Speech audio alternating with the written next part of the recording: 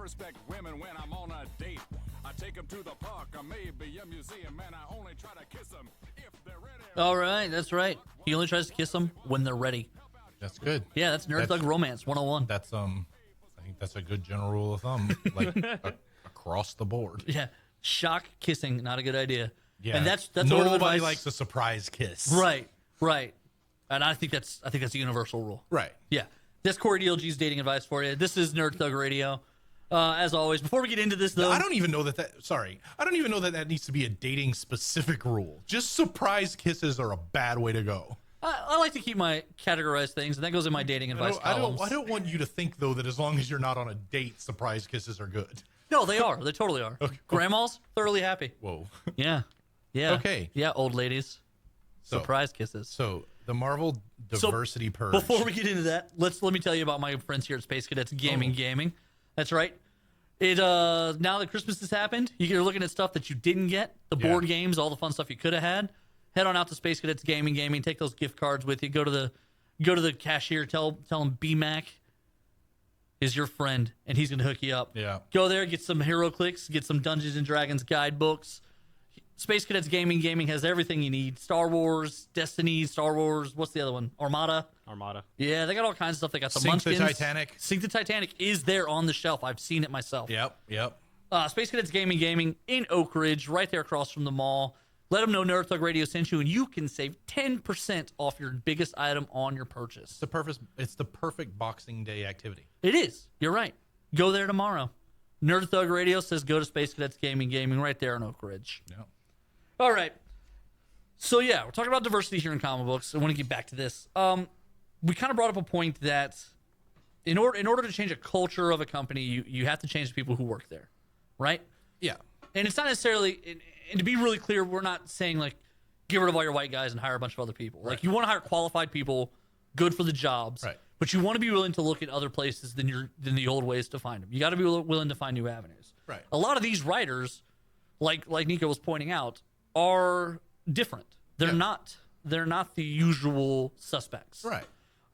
So if their titles aren't surviving, can they continue to grow at Marvel if they can't keep their titles printing? I don't know. Is it and I don't know enough about the comic book industry to know the answer to this one way or another, but is the only way you can survive in that comic book is have your own title by yourself? Like, you mean like co-writers? Can they not be grown at Marvel without having their own book? Well, I mean, the job of writing requires you write. So, right. I mean, where else? I mean, they don't do a ton of backup features. They don't do a lot of anthologies anymore. Fair enough. Here's why I struggle. I'm a little surprised, though, that digital comics has to become kind of like a minor leagues. Yeah. They do occasionally do just digital only, and then based on the success, bring it to print. But that's not a standard method. I think maybe that should be the next step, though. Is probably just more heavily embrace the lower cost version of production. Right? Yeah, I would agree. Right. Here's my thing, though. The struggle I have with calling it a diversity purge. These are all relatively new books, right? Gen X, Gwenpool, Luke Cage. These are all relatively new. Yeah. So it's not like Marvel's going through its catalog and canceling everything that's minority written or minority featured, well, there isn't a ton that already featured it. That's why these launches were such a big deal at the time. Right, but if they're not getting the sales, I don't know. But that's okay.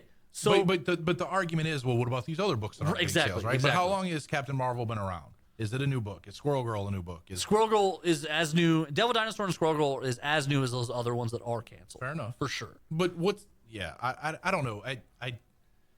It's a hard thing when you get into diversity, right? Because you want to stay away from tokenism. For right. Sure. You don't want to have, we've got this black comic book, so now we can do these 15 other white people comic books. Right. Because when someone complains, you say, well, look at my black book. But when a book's bad or when a book's not selling, like, I don't think that Marvel has to justify why they're not printing it anymore. But does it become subjective or objective when certain ones at the same volume go and certain ones at the same volume stay? But I've looked online. It's very, very hard, number one, to get comic books sales figures. It is. Right. Those numbers are all over the place. This is based on the guy who does the tracking of this. He's got a little bit of a method to his madness. Yeah. He talks to about 20 of the biggest shops in Europe, and then he compares their numbers to the market shares to kind of do a breakdown. And so he always is willing to concede that he could be way, way off. Right. But he is talking to the bigger retailers. So he feels pretty confident that he's in the ballpark on his numbers, and at least these are similar because these titles are ranking around each other in the distribution catalog. Like when they release, so Diamond as a national distributor releases a top 300, and these books are around each other. Like it wasn't like they just took the bottom 20 books and said gone. Right. They took, they left number 298 but got rid of 297. Right. But okay, so let's look at these books. First of all, this isn't the first Gen X book that they've tried to make work. No. And it's probably won't be the last. They'll come up with something. So right off the bat, it's not a shock to me that book has been canceled. Right. Plus the art was utter garbage. Okay, so So you didn't like the art. Okay. All right. And that would be a fair criticism. That's kind of the element that's missing because I haven't, like, some of these I've never read. I never picked up a Luke Cage or an Iceman. Gen X, the art was trash. is Luke Cage, this is not the first time they've done a Luke Cage book, right? It's the first time in a long time, but no. Fair enough. Iceman, I know they've done Iceman books in the past, and this is a new character, so it's not a shock to me.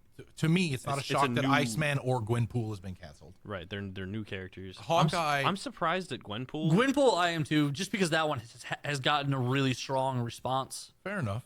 But if you look at the ones that stuck around, okay, Captain Marvel, that could very well tie into Marvel with the new Captain Marvel movie. They could have a solid reason that this book isn't selling now, but we expect sales But also, to pick it's up. also gone under like 50 different titles. Just like any other company, I'm sure Marvel does projections based on what's coming down the line as well as what current sales are. And since we're not privy to that information, it's very easy to look and make broad generalizations. Oh, this book got canceled, but this one didn't, so it must be because of this. But So you're Squirrel saying Girl Hawkeye- has a you're TV saying- tie-in coming, right? Yeah. So you're saying Hawkeye's not going to make it out of the Avengers movie? You're saying they're going to kill him? No, not I thought this Hawkeye was different. Not I necessarily. thought this was the girl Hawkeye. This is at this point, but he's still her mentor. He still shows up from time Oh, to I time. wasn't sure if he was still in Fair it. enough. yeah. So fair enough. Like I said, it's we don't have the numbers to know, and nor do we have a firm grasp on what Marvel's business plan is. Also, yes, Hawkeye dies. I think it's You easy. think so? Yeah. Okay. I think it's easy to paint with a broad brush, but I also think that Marvel does a lot diversity wise. No, I do too. I think they That's take a worth lot of not chances. overlooking. Right. And, the Miles Morales Spider-Man, I think, is the biggest one. Well, and Lady Thor, Lady which Thor. just sounds terrible, right? I Like love that. it. It's that just Thor, that right? It should alone, just be right, Thor. I know, and I feel Right. terrible every time I say it because that alone is misogynistic, right? Right, but you also She got to is separate. Thor. Right, but you also got to separate it from the Thor we've known. No, the you entire don't, But you because don't he, anymore. he goes by the name Odin's son. Right. Yeah. How about Everyone that? knows him as Thor. Right. No, and that's His right. name is Thor. His name is also Thor. His name is not Thor. His name is Odin's son. It's Thor Odin's son. Right, but now he only calls himself Odin's son. But All right, fair anyway, enough. so I don't know. I So you're kind of willing to give him a pass on this. You don't feel like this is a diversity I'm purge. not necessarily willing to give them a pass, but I'm willing to let Marvel's history on a lot of things speak for itself. And they have gone out. Look, I personally don't think this is a good guy, bad guy scenario. No, I think I don't this is either. a I think it's CB being like, I don't like these books or the way they're being run. well, Right, and I think though that Marvel's in a not Also, not a tricky situation, but Marvel no longer has the leg to stand on that. Oh, well, we've never done a lady lead character Spider-Man book, like we've never done a Gwenpool, or we've never done a book where a main lead black guy, right? Like now they've opened the door for all these kind of characters. So if they back off of this, then I think they're not trying to make books work, Right. Or they're not giving books a chance before they're deciding. Which again, I don't know how they make those Well, and a decisions. lot of but now times- they've opened. I think if nothing else, they've opened the door for a lot of things here. and now they can come back to him and say, let's Right. find a better way to do this. No, I don't necessarily disagree. I do want to get into this, if we got enough time. CB Selesky, the new, and I think I'm saying his name wrong, CB Sebelesky, something along those lines. He's the new editor-in-chief at Marvel Comics. For a long time, Nico, see if you can Google this real quick. CB Sebelesky, he had an alias that he wrote under, and this violated Marvel corporate policy. Oh, he was one of the he edited his own stuff on. No, he didn't just edit his own stuff. When he was an editor for Marvel Comics, the rule was editors weren't allowed to also write for Marvel. He created an Asian pseudonym and submitted scripts and worked for Marvel as this Asian pseudonym while editing for Marvel under his own name for about 3 or 4 years. It was in the Marvel Mangaverse. Yeah, he started in the Marvel Mangaverse and he did a bunch of Asian-based stories over there. Incidentally, they all had ninjas in them. And like he did like 10 like ninja-based stories featuring different characters in different scenarios. Wolverine And then they went, Elektra. they went ahead and made him editor-in-chief after he violated company policy. They didn't. So after they named him editor-in-chief, he came forward and said, yes, the suspicions from 15 years ago about this other writer are true. I was the other writer. What happened How was... did Marvel never validate that? So How do you pay someone? So freelance work, when you set up those contracts, I've hired freelance artists before. You don't really go through a validation of identity process. You simply go through a how do you want me to pay you process. Right, but is it legal for me to pay you? Yeah, I have a valid contract with you. Right, but like, What would make it what would make it illegal for me to pay you? it's illegal for them to work in this country for one thing. Well, they don't. You know, freelance work doesn't have to be through this country. As a matter of fact, the artist I hired to do the comic book I had made that it never got picked up anywhere, he was actually in another country, the Philippines, if I remember correctly. Fair enough. And so, But again, the but like artist for, Marvel's like a big company though. Owl Society was in another country. right, he was Russian. Fair enough. So these work for hire freelance contracts are structured in such a way that essentially in it you ask them, how do you want to get paid?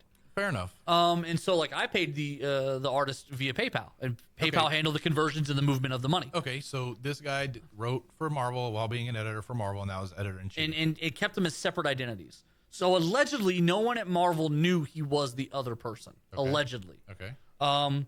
So how much you believe that is kind of up in the air. Like some people are like, people work when people work they are issued checks. That's not always the case. Not in the freelance community, because again, you negotiate how you get paid. So if in his negotiations he said pay so and so and they take care of my I have a manager or an agent or financial. Or my pseudonym is an LLC. and Right. You make the check out to such and such. Right. There's 100 different ways you can get paid. under a Exactly. pseudonym. And Yeah. so, but the question is, did they know that the pseudonym was an editor of theirs breaking their rules? And this was about 15 years ago that he did it. The guy wrote for about 4 years and then disappeared. Every once in a while, someone will be like, hey, whatever happened to so-and-so? And eventually what happened is about 2 years ago on a podcast, somebody using the the cast of The West Wing as people at Marvel Comics told the story of C.B. Sobolewski in the pen name. Using That's crazy. the West Wing cast as like an allegory, and that reopened the story. It's been circulating in the background for about a year. Now that he's editor-in-chief, he came forward and announced that was in fact the case. He doesn't think it's a big deal. A lot of people have been kind of offended about it. Why? It's a minor. They feel like it was taking away a job from someone else. He was somebody who was breaking company policy while working within the company. But And- that's an internal matter. right, and apparently Marvel is over it. Like they Yeah, don't if seem Marvel, to care. if Marvel's over, first of all, I think it's a stupid company policy. But if Marvel's over it, then why do they care? Right, and with that in mind, we're going to get out to a break. When we come back, we're going to do our weekly top three. It's going to be a wrap up of the year, our